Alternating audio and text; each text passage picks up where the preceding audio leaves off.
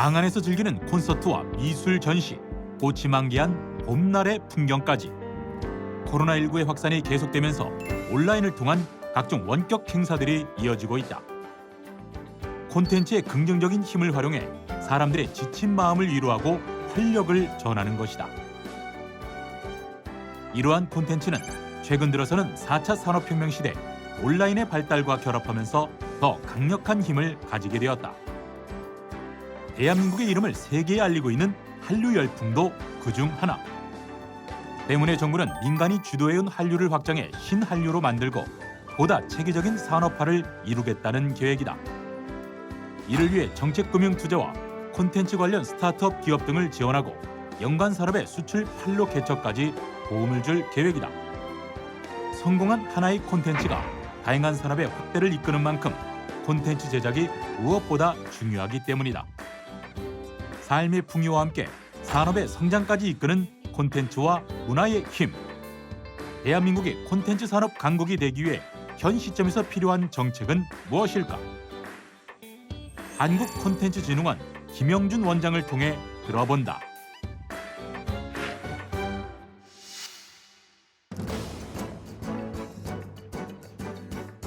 여러분 안녕하십니까? 최일구의 정말 진행을 맡은 최일구입니다. 요즘 코로나19 사태로 사회 전 부문이 어려운 상황입니다.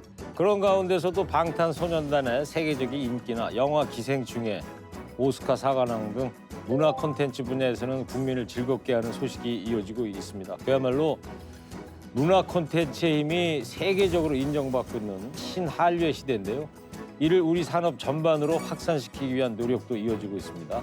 자세한 내용 좀 알아보도록 하겠습니다. 오늘 좀 흥미로울 것 같은데요. 한국콘텐츠진흥원 김영준 원장 나왔습니다. 안녕하세요. 네, 안녕하십니까. 네. 네. 학교 다니실 때는 철학을 공부하셨더라고요, 보니까.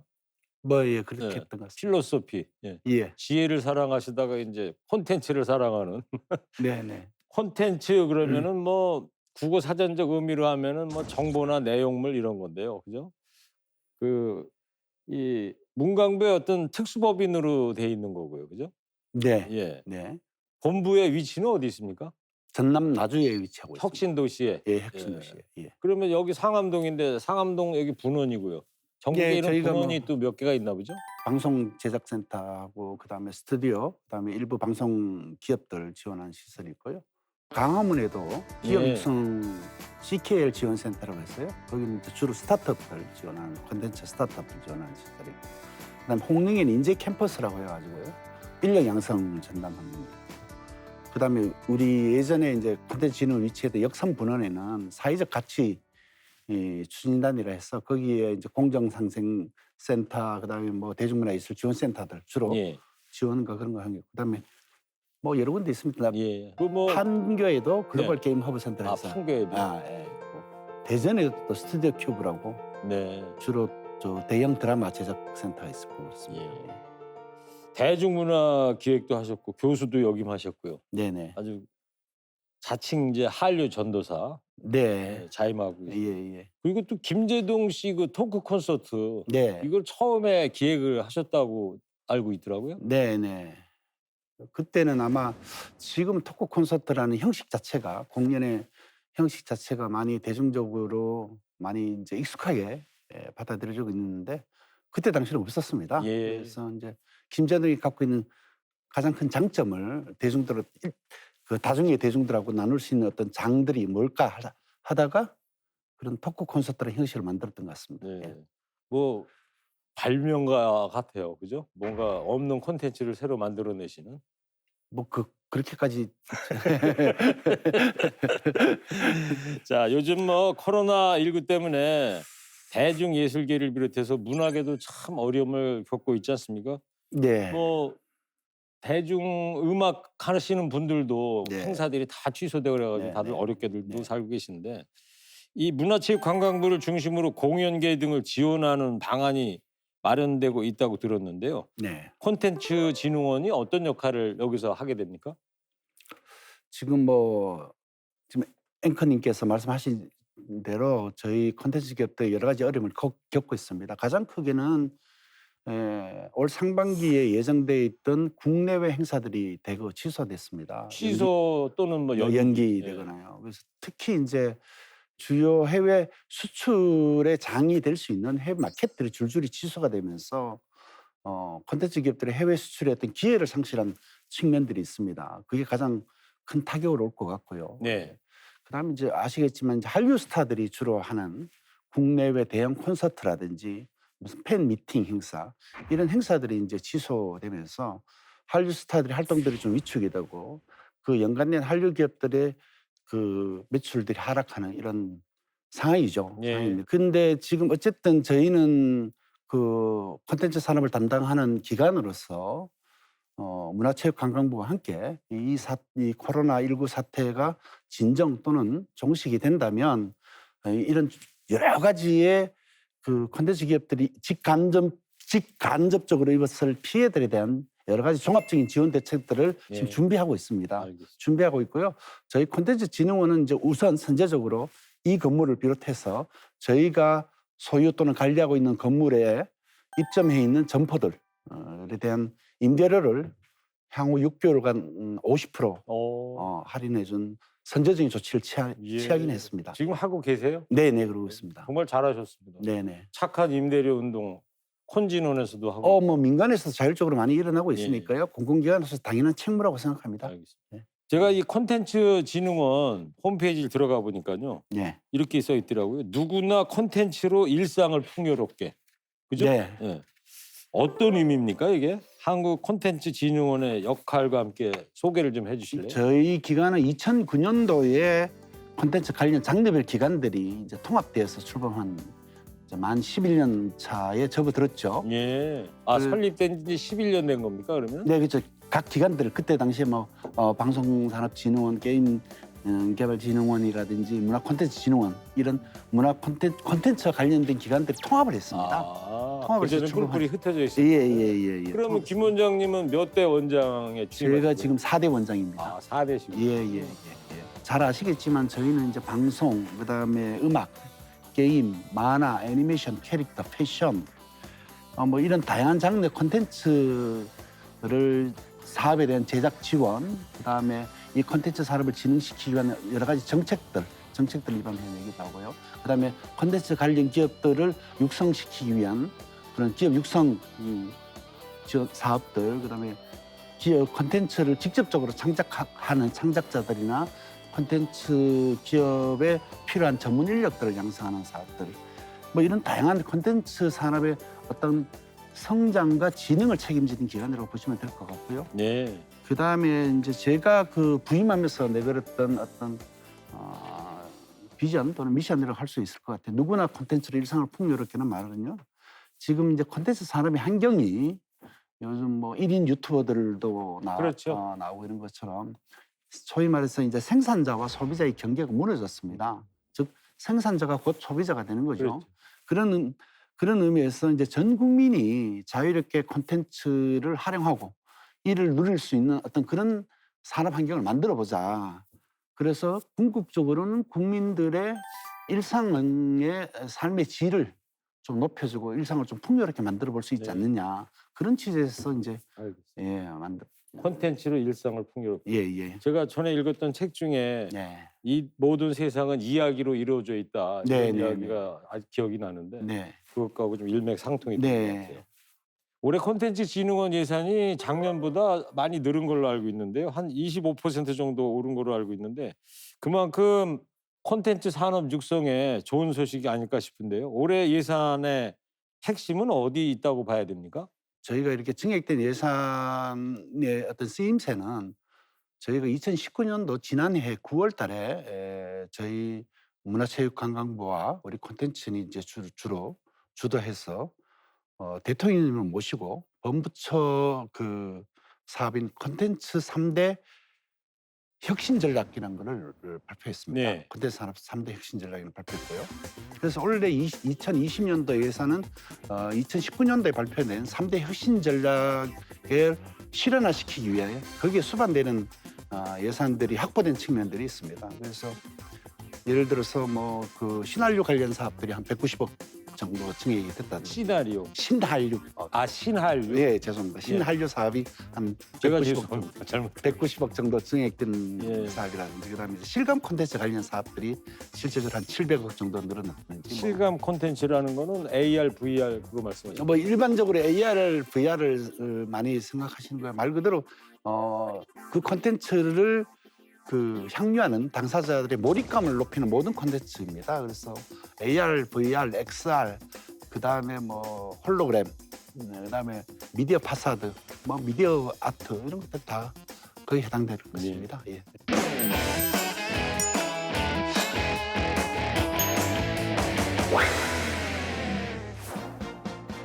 지난해 한류로 인한 총 수출액은 약 14조 9천억 원으로 2018년보다 22.4% 증가했다. 전반적인 콘텐츠 산업 또한 지난 10년간 꾸준히 성장해 2018년 매출 119조를 돌파하고 고용 역시 약 65만 명을 기록했다. 여기에 문화 콘텐츠를 매기로 한 관광객 유치까지 문화예술은 국가 브랜드를 높일 뿐 아니라 적지 않은 경제적 효과를 가져온다. 하지만 한류의 세계적 확산에도 불구하고 우리 콘텐츠 산업은 저변 확대가 필요하다는 의견도 있다. 일부 스타트업이나 중소기업이 선전하는 경우도 있지만 아직은 대기업 위주의 산업이라는 것. 온라인의 활성화 등 산업의 구조가 변하고 전 세계가 이미 콘텐츠 전쟁을 치르고 있는 상황에 대처하기 위해 변화가 필요하다는 것이다. 그렇다면 대한민국 콘텐츠가 현재 가진 힘은 무엇이고 이를 확대하기 위해서는 어떤 정책적 노력이 필요할까? 자, 앞서도 이제 말씀을 하셨는데 BTS 기생충 영화 그야말로 세계적인 이제 한류의 기세가 거센데 영화 기생충도 얘기 나온 김에 기생충 명장면 뭘로 꼽으세요? 기생충 명장면요. 그래서 전 대사보다는 비가 이렇게 내려오는데 계단을 계속 내려가는 그 천변, 네, 그 장면이 굉장히 인상. 계층의 뭐 이동 뭐 이런 걸 암시했던 그런 장면 아니겠어요? 이제 그때 뭐 봉준호 감독이 언론 인터뷰에서도 우리 영화는 계단 영화라고 이야기를 했지 않습니까? 예. 계단 장면이 하도 많이 나오니까 그 장면이 굉장히 저한테는 인상적이었던 한 것으로. 어쨌든 BTS나 뭐 기생충 실제 우리나라 이 콘텐츠 산업 성장세는 전망을 어떻게 보고 계십니까? 저희 콘텐츠 산업은 지난 10년간 꾸준히 성장을 해왔습니다. 일반적인 여타 산업의 성장률보다 조금 더 높았고요. 약 한 5.8% 이상씩 꾸준히 성장을 해왔습니다. 네. 예. 그거는 뭐 매출도 마찬가지고 2018년도 기준으로 했을 때 저희가 매출이 약 119조, 120조입니다. 그거는 뭐 이렇게 판단하시면 될 것 같습니다. 조선 산업보다 한 8배나 10배 정도 앞섰다. 콘텐츠 수출해서 벌어들이는 돈이 연간 지금 100억 불 생각하시면 됩니다. 100억 불이요? 네. 우리 콘텐츠 수출로 해서 100억 불 10조를 이제 벌어들인다. 2019년도 아마 100억 불이 넘어섰으려 저희가 2018년도 자료로 95억 불이었고요. 예. 저희가 2019년도 상반기 추정치라는 게 있습니다. 아직 통계로 저기 안 된 추정치라는 게 2019년도 상반기 추정치가 이미 100억 불 넘어섰습니다. 예. 고용 인원도 꽤 되겠습니다. 예, 직간접적 고용 인원까지 다 합하면 한 65만에서 70만 명. 예. 정도입니다. 예. 올해 지원하는 대상이나 예. 기대 효과는 어떤 것이 있는지 음악 지원 사업 내용이 좀 궁금해요. 저희는 이제 한국 대중음악의 장르의 다양화, 그 다음에 어떤 다양성 추구 이런 차원에서 여러 가지 지원 사업을 하는데요. 2020년도 예산으로만 따지면 예산 규모로만 따지면 약 한 150억 정도입니다. 네. 전년 대비 한 50% 증액됐죠. 그러면 저희가 여러 가지 사업 중에 올해 저희가 이제 대표적으로 하고 있는 사업은 2019년부터 시작했던 사업인데요. 2020년도 물론 사업의 형태를 조금 바꾸긴 했습니다만 뮤즈온 사업이라고 있습니다. 뮤즈온? 이건 사업 브랜드명입니다. 뮤즈온 사업이라는 것은 기본적으로 어떤 콘텐츠의 제작, 쉽게 말해서 뭐 녹음이라든지 뭐 뮤직비디오 제작이라든지 음반 내는 형태로 나오는 이런 제작뿐만 아니고 유통 단계에서의 직접적인 어떤 지원을 하자. 네. 많은 그 뮤지션들이 앨범은 요즘 예전보다 훨씬 제작하기 쉬운 환경이 되었으니 앨범 제작을 넘어서서 실제적으로 이 뮤지션들의 대중적 인지도를 알려나가고 더 나아가서 해외로 진출하기 위해서 여러 가지 홍보 마케팅들이 수반이 돼야 됩니다. 그런 홍보 마케팅들을 저희가 지원한다는 차원에서 온라인에서 홍보를 통해서 그 뮤지션들의 음악과 이들의 인지도를 알릴 수 있는 지원 사업의 형태로 뮤즈온 사업이라는 걸 저희 대표적인 음악 지원 사업으로 하고 있습니다. 뮤즈온은 무슨 뜻이에요? 여러 가지 뜻이 있는데 저희가 이제 뮤직이라는 거기서 이제 따와가지고요. 뮤즈 MUSEON입니다. 말 그대로. 알겠습니다. 예. 저도 지원해도 됩니까, 그러면? 네, 가능합니다. 근데 통과하실지는 모르겠습니다. 자, 음악에 대한 얘기 좀 해봤고요. 예. 게임에 대한 얘기 좀 들어보고 싶은데요. 저나 뭐 김 원장님이나 비슷한 시기에 학교를 다녔고 대학 시절 학교 앞에 가면은 했던 게임이라는 게 뭐 벽돌 깨기, 오락실. 그죠, 오락실, 이 보드 게임이라 그럽니다. 그렇죠. 뭐 예. 그런 거 위주였다가 지금은 뭐 세계적인 게임 강국이 이제 우리나라가 됐는데, 네. 근데 한때 이 해외 시장에서 가장 경쟁력이 높았던 것이 이제 우리나라 게임 산업이었는데 조금 요즘은 좀 주춤한 거 아니냐 이런 얘기도 있고요. 요즘 게임 콘텐츠의 국제 경쟁력 상황은 어떻습니까? 저희 게임 산업이 지난 10년간 고속 성장했었습니다. 했었다가 잠시 중국 그 시장이 한알령 중국 시장이 잠깐 이렇게 닫히면서 중국이 이제 파노라를 그러거든요. 게임을 실제 유통할 수 있는 허가증 같은 겁니다. 네. 파노를 신규 발급을 안 하면서 잠시 주춤을 했는데 대신에 또 오히려 그 이전에 중국 시장에 진출했던 우리 게임들은 또 선전을 했습니다. 예. 그래서 지속적으로 성장을 하고 있다고 보시면 될 것 같고요. 저희 게임 산업은 더군다나 국내 매출은 한 14조 원 가까이 되는데 수출 효자 상품입니다. 콘텐츠입니다. 저희 수출 아까 전에 한 100억 불이라고 제가 말씀드렸는데 그중에 4억 불에서 67억 불이 게임입니다. 아, 그렇군요. 그러니까 게임이란 종목 자체는 기본적으로 글로벌을 지향할 수밖에 없는 거고요. 이게 뭐 대기업이든 중소기업이든 영세기업이든 게임을 개발하는 거는 기본적으로 글로벌을 지향을 해야 되는데 그런 측면에서 중국 시장에서 이 파노 문제, 새롭게 파노 문제가 해결 안 되고 있는 현상이지만 대신에 또 우리 게임 기업들이 열심히 노력을 해서 중국을 대체할 수 있는 여러 시장들, 대만이라든지요, 그다음에 이제 동남아라든지요, 그다음에 요즘은 또 우리 게임들이 북미나 유럽에서도 큰 인기를 끌고 있기 때문에 앞으로도 저희 게임 산업의 성장은 지속될 것이고요. 네. 저희 게임 산업의 경쟁력이 지금 중국이 무서운 속도로 저희를 따라잡고 있습니다만 앞으로 우리 게임 산업이 전체적으로 보면 경쟁력은 탄탄하다 이렇게 보시면 될 것 같습니다. 예. 궁금해서 그런데 아까 네. 파노라고 제가 처음 들은 이야기인데 네. 그게 뭐예요? 파노라는 게? 제가 말씀드린 대로 중국에서 게임을 일반인들이 유통을 하기 위해서는 일종의 면허증, 허가증이라고 보면 되죠. 그 중국말이에요, 그러면? 파노가? 영어예요, 뭐? 아니죠. 그 중국 그 한문 한자, 한자를 그걸 한글로 파노라 그러는 거고요. 파노, 판호. 판호. 예. 오. 그러니까 새롭게 중국에서 게임을 서비스하기 위해서는 반드시 그 판호라는 거를 발급을 받아야 됩니다. 우리 국내 게임 업체가 취득을 해야 되는데. 우리뿐만 아니고 중국 국내 기업도 마찬가지고요. 모든 외국 기업도 마찬가지고. 중국 2019년도에는 그렇죠. 2018년도에는 실제적으로 그 외국 기업들에 대해서도 우리 국내뿐만 아니고 외국 기업들에 대해서도 판호 발급을 중단했었습니다. 그래서 2019년도 일부 좀 해제를 했는데 외국 기업에는 저희 한국 기업은 아직 2019년도 이후에 아직 한 건도 판호를 발급받고 있지 못하고 있습니다. 그럼 매년 그걸 갱신하나 보죠, 중국 당국에서? 아니 새로운 게임이 이제 진짜 새로운 게임이 만약에 나왔을 때 예. 그거를 중국 시장에 이제 수출을 하려면 판호라는 거를 우리 게임 업체가 그걸 취득을 해야 되는데 네. 중국에서 그 판호를 안 내주고 있다. 지금 안 내. 그러니까 중국의 중단. 수출은 잠시 주춤할 수밖에 없는 것이다. 네, 중국에 이제 새로운 게임의 수출. 새로운 게임의 경우에. 근데 기존에 이제 그 중국 시장에 진출해 있던 우리나라 게임들이 있습니다. 대표적인 뭐 던전 앤 파이터 같은 게임들은 여전히 중국 시장 자체 게임 시장 자체가 무서운 속도로 성장하고 있기 때문에 17년도에 중국에서의 게임 그 수출이 40%는 늘었습니다.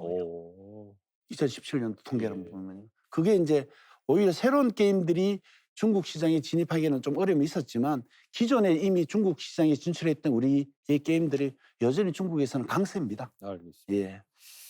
진 원장님은 게임 잘 하십니까? 아니요, 저는 진짜 솔직히 말씀드리면 게임에 별로 이렇게 헌진 원장 하시려면 게임도 좀 일부러 배우고 그래야 되는 거 아니에요? 직접 게임을 통해서 배우지는 않고요. 예. 게임 업계 사람들 되도록이면 많이 만납니다. 예. 예.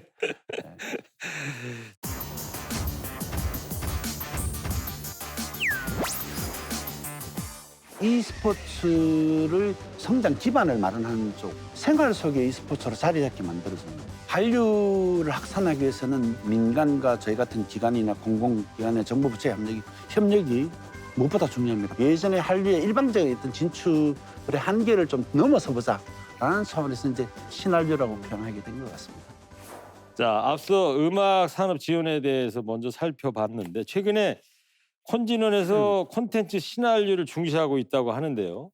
작년 9월 정부에서 발표한 콘텐츠 산업 3대 혁신 전략 중 하나도 신한류 지원과 네. 산업 강화입니다. 구체적으로 네, 네. 신한류라는 개념 어떤 겁니까?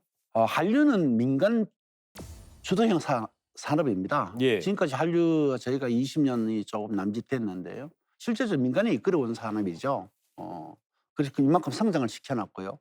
어떻게 보면 대한민국을 대표하는 하나의 브랜드가 된 거죠. 그래서 제가 부임해서 이제 신한류라는, 물론 제가 만들어내는 말은 아닙니다만, 제가 신한류 전도사 역할을 담당을 하면서 어떻게 하면 이 한류가 지속적으로 성장하고 이 한류 문화가 확산될 수 있을 것인가. 그다음에 그런 가운데서 정부와 저희 같은 공공기관의 역할은 무엇일까. 네.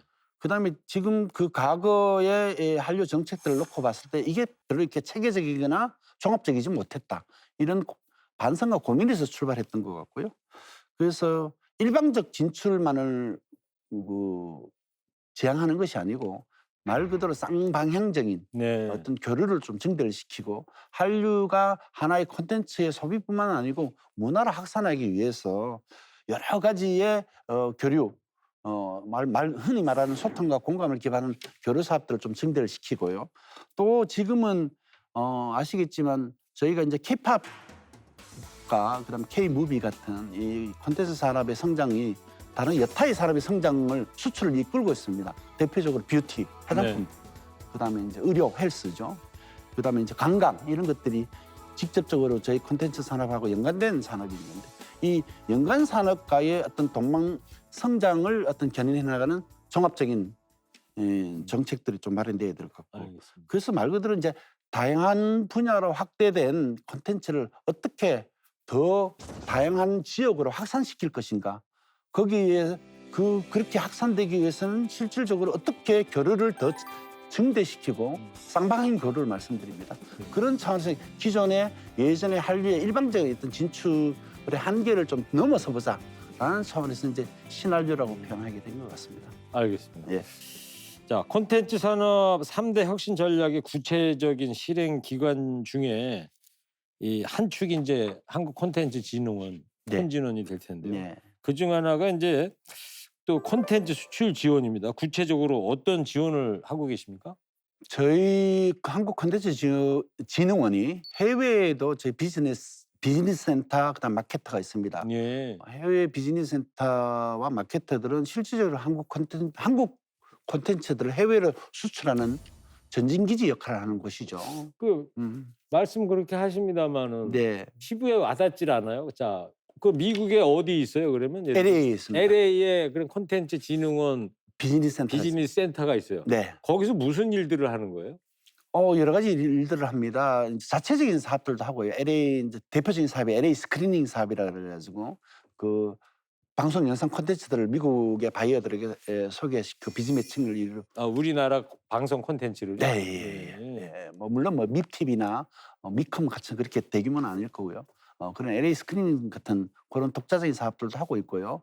그다음 가장 크게는 저희가 위클리 쉽게 말해서 위클리 저 트렌드부터 시작해서 분기별, 그다음에 반기별, 연간 그 시장의 어떤 시장의 동향, 트렌드 분석, 그다음에 그 실질적으로 거기에 그 지역에 진출한 우리나라 콘텐츠 기업의 어떤 성공 스토리 이런 것들 여러 가지 잡지나 웹진이나 잡지나 보고서 형태로 냅니다. 네. 저희 홈페이지에 들어와 보시면 많은 보고서들이 꾸준히 올라오고 있고요. 그것이 실질적으로 콘텐츠 기업들한테 큰 도움이 됩니다. 네. 효용성이 있는 것이죠. 그 비즈니스 센터를 통해서 우리 프로그램 콘텐츠가 미국에 판매가 되는 그런 경우도 많이 있나요, 그러면?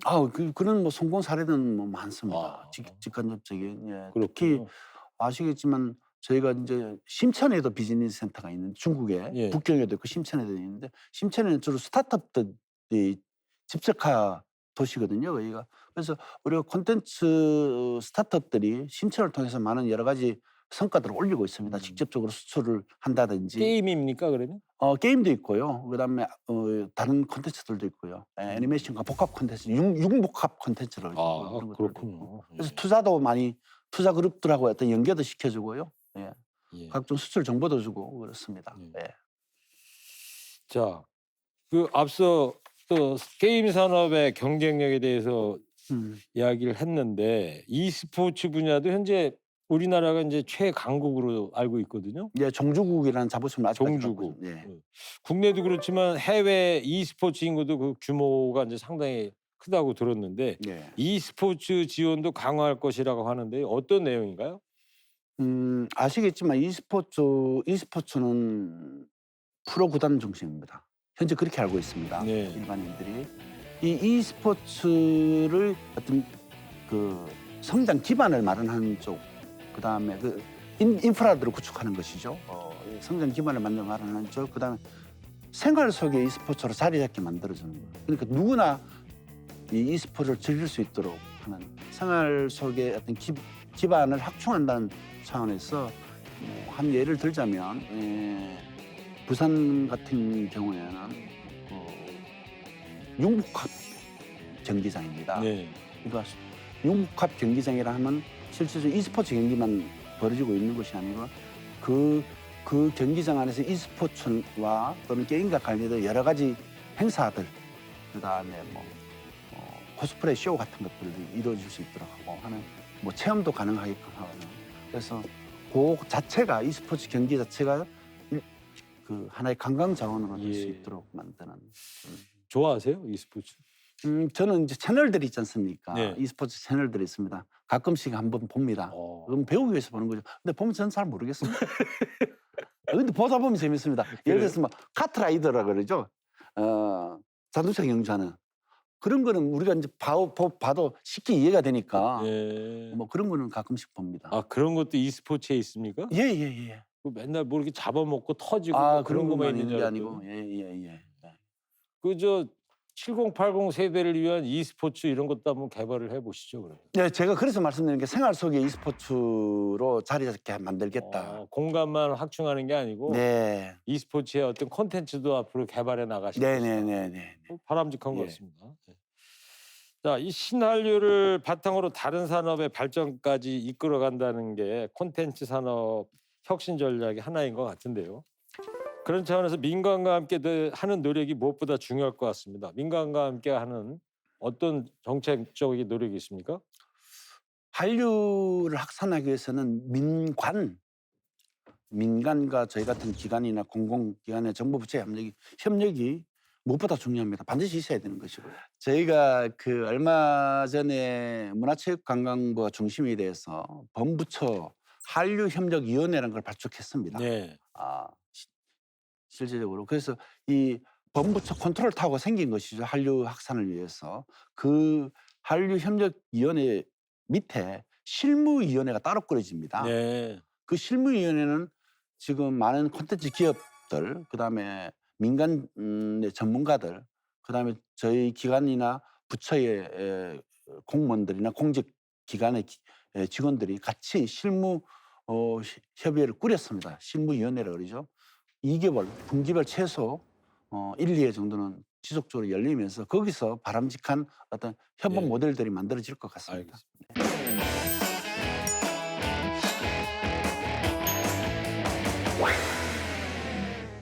콘텐츠 기업들이 소위 말해서 금융권의 문턱을 넣기 힘들었습니다. 국고 지원 사업에 매달릴 수밖에 없었죠. 지난 10년간 3조 원 가까운 국고에 의존해서 지원 사업을 펼치다 보니까 이게 한계가 왔다는 것이죠. 콘텐츠 산업진흥기금 같은 것이 별도로 만들어져야 된다. 콘텐츠 산업이 미래 산업의 먹거리라고 주장만 할 것이 아니고 미래의 어떤 성장 등을 지속적으로 담보하기 위해서도 콘텐츠 산업진흥기금 조성이 필요하다. 네. 반드시 그렇게 돼야 된다. 저는 그렇게 생각합니다. 콘텐츠 산업 발전이 이제 정부가 주도해서 이룰 수 있는 거는 아니다. 지금 원장님께서 그런 네네네. 말씀하셨는데 민간이 주도하고 정부는 지원하는 역할을 해야 된다고 말씀하셨는데 그런 차원에서 정부가 정책금융 확충도 진행하고 있는데 구체적으로 어떤 계획이 진행되고 있습니까? 저희가 2019년도 3대 혁신 전략 발표를 하면서 2022년까지 1조 2천억, 1조 원 플러스 알파. 네. 그중에 이제 투자금을 확충을 한 4,500억, 그다음에 융자 프로그램이라고 하죠. 융자를 적어도 뭐 한 7천억에서 9천억 사이 정도에서 1조 2천억을 더 확충을 시키겠다는 겁니다. 이 정책 금융을 확충시키겠다는 뜻은 어떤 뜻이냐면 아시겠지만 콘텐츠는 무형의 자산입니다. 네. 예, 무형의 자산이다 보니까 콘텐츠 기업들이 소위 말해서 금융권의 문턱을 넣기 힘들었습니다. 그렇겠죠. 예, 여러 가지 인적 물적 담보들을 또 제공을 요구를 하고 해서 실질적으로 콘텐츠 기업들이 저희가 하고 있는 콘텐츠 진흥원이 하고 있는 국고 지원 사업에 매달릴 수밖에 없었죠. 국고라는 것도 하나의 정책 금융입니다. 예. 실질적으로. 그러다 보니까 저희가 이 문턱을 좀 낮춰야 되겠다. 그래서 실제적으로 기획개발 단계, 아이디어 단계에서도 콘텐츠 기업들에게 실질적으로 그 자금들이 투여될 수 있는 되어야 된다. 이런 필요성에서 저희가 모금 투자 펀드라고 아예 그 펀드의 성격을 규정을 해버렸습니다.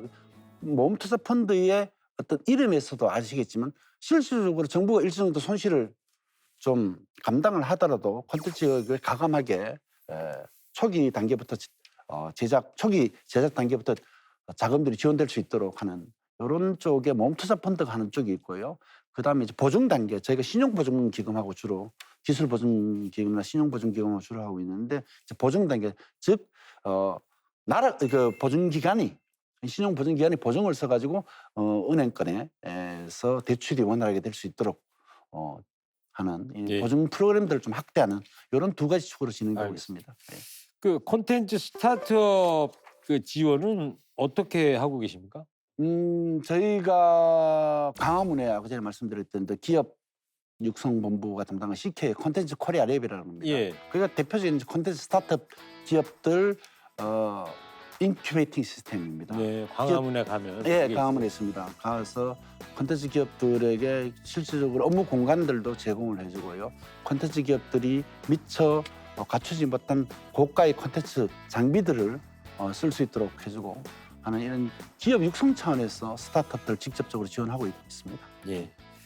그 또 올해 그 VR이라고 그러죠. 가상현실 이 네. 실감형 콘텐츠 사업을 집중 육성할 계획이고 그래서 예산도 좀 많이 확보를 하셨다고 그러는데 구체적인 내용을 좀 듣고 싶어요. 이 실감 콘텐츠라 그럽니다. 실감 VR, AR 흔히 일반적으로 생각하시는데 이것이 아직 시장이 형성이 안 돼 있습니다. 그러다 보니까 이 5G 기술과 결합된 이 실감 콘텐츠 산업의 어떤 성장을 이끌어내게 도모하기 위해서는 정부나 공공기관이 먼저 수요를 창출해내야 된다. 그래서 마중물 역할을 하는 것이죠. 네. 산업의 성장을 위해서. 그래서 군지는도 다양한 형태로 어떤 실감 콘텐츠 산업을 성장시키기 위해서 제작 지원 사업도 하고요.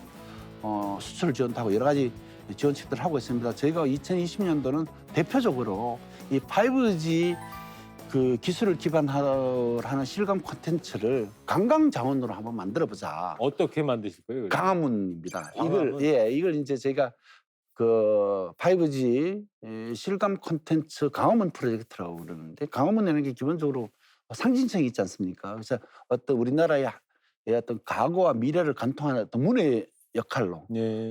소통의 역할로 광화문이라는 어떤 상징적인 공간. 그래서 광화문 일대를 5G 기술과 결합된 어떤 실감 콘텐츠로 채워보자. 예. 그래서 그것이 말 그대로 관광 자원이 될 수 있도록 그 광화문 실감 콘텐츠 광화문 프로젝트에 대해서는 문화체육부하고 따로이 프로젝트가 계획안이 나오면 예. 따로 알릴 기회가 있을 거라고 알겠습니다. 생각합니다. 예. 자, 성공한 한 해 콘텐츠는 다른 여러 분야에 이제 영향을 끼치게 마련인데요. 네. 때문에 콘텐츠 산업의 발전은 다른 산업 전반에 영향을 미치게 됩니다. 앞으로 우리 콘텐츠 산업의 발전과 관련해서 특히 이루고 싶은 성과가 있다면 마무리 말씀으로 들어보겠습니다. 저는 제가 이루고 싶다는 성과는 아니고요. 네. 콘텐츠진흥원이 지난 10년간 콘텐츠 산업의 어떤 생태계 구축을 위해서 약 3조 원 가까운 국고 예산을 썼습니다.